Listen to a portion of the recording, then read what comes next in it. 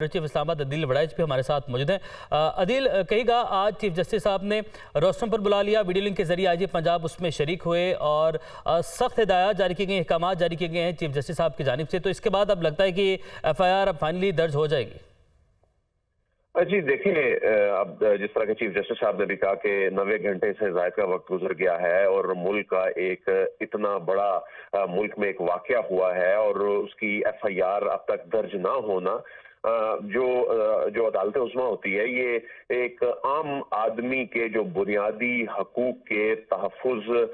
की ये ज़ामिन होती है, उसको प्रोटेक्ट कर रही होती है। और जो आइन में और कानून में जो फंडामेंटल जो राइट्स दिए गए हैं, तो उसके तहफ़्फ़ुज़ के हवाले से ज़ाहिर है, जब सुप्रीम कोर्ट ऑफ पाकिस्तान से जब रुजू भी किया गया, तो सुप्रीम कोर्ट ऑफ पाकिस्तान ने उस पर अब नोटिस लिया है और बल्कि ये डेडलाइन दी है कि अगर ये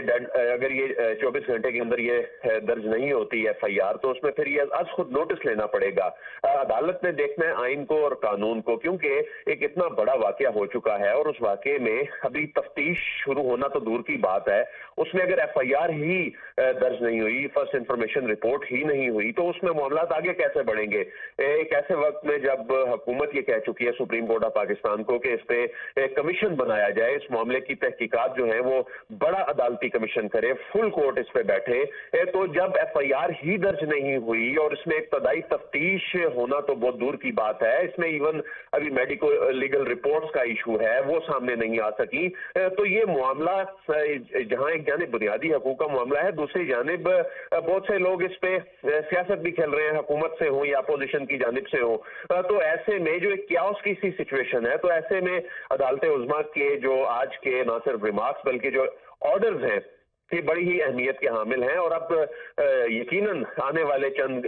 घंटों में ये एफआईआर दर्ज होगी। उसकी रीजन ये है कि अदालत उज़्मा के हुक्म आने के बाद अब कोई गुंजाइश बाकी नहीं बचती कि एक इतना बड़ा इंसिडेंट हो गया है, उसकी एफआईआर। तो अब देखना ये होगा कि क्या जो एफआईआर के जो कंटेंट्स है, पाकिस्तान तहरीक इंसाफ तो उससे पीछे हटने के लिए तैयार ही नजर नहीं आती। पाकिस्तान तहरीक इंसाफ ने जो इतना एफआईआर के इंदराज में जो डिले हुआ है, उसकी रीजन ये है कि जो नाम उस एफआईआर में शामिल किए गए हैं। तो अब देखना ये है कि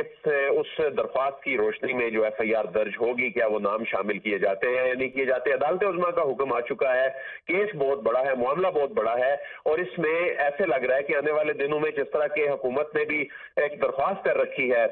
मोअज़्ज़ज़ चीफ जस्टिस साहब को, उस पर उन्होंने फुल कोर्ट बनाना है, तो उसमें ये तमाम चीजें तो तभी होंगी जब कोई एफआईआर दर्ज होगी। तफ्तीश जो है बुनियादी तौर पे वो तो और यही कहा गया आज चीफ जस्टिस साहब की जानिब से कि जब तफ्तीश में इतना वक्त लगेगा, मुकदमा दर्ज होने में इतना वक्त लगेगा, तफ्तीश उतनी देर से शुरू होगी और शवाहिद जो है वो खत्म हो जाएंगे इतनी देर में। जी, इसमें तो शवाहिद देखिए, इसमें शवाहिद को तो नुकसान पहुंचाया गया है। इसमें तो शवाहिद को इस तरह से नुकसान पहुंचाया गया है कि जो तफ्तीश में बुनियादी चीजें जो होती हैं और उसमें जो मेडिको लीगल रिपोर्ट जिसकी बुनियाद पे आगे केस चलना है सारा, वो ही इस वक्त जिस तरह से उसको कंट्रोवर्शियल बना दिया गया है, जिस तरह से उस पे अबहम पैदा कर दिया गया है कि वो मेडिको लीगल रिपोर्ट जो है वो है कहां पर, वो मेडिको लीगल रिपोर्ट तैयार कहां पर हुई, वो तैयार किसने की है। तो उसमें ये भी बड़ा मुद्दा उठाया जा रहा है और खुसूसन अगर हम हुक्मरान जमात की बात करें, उनके जितने भी रहनुमा गुफ्तगू कर रहे हैं, अगर हम उनके सोशल मीडिया की बात करें, ट्विटर की बात करें, वहां पर भी एक ही चीज लिख रहे हैं कि सरकारी अस्पताल से जो रिपोर्ट है वो तैयार होनी चाहिए थी, जबकि जो मेडिकल है वो शौकत खानम से करवाया गया। देखिए, कानून भी यही कहता है कि ये सरकारी अस्पताल से तैयार होनी थी और उसमें तो यहां तक अभाम चीजों में पाया जाता है कि इवन अगर शौकत खानम हॉस्पिटल में जाके भी सरकारी जो डॉक्टर्स हैं उन्होंने अगर कोई इसमें कोई अपना इनपुट दिया है या नहीं दिया गया, वो रिपोर्ट कहां है, वो चीज सामने नहीं आ सकी अभी तक। वो जो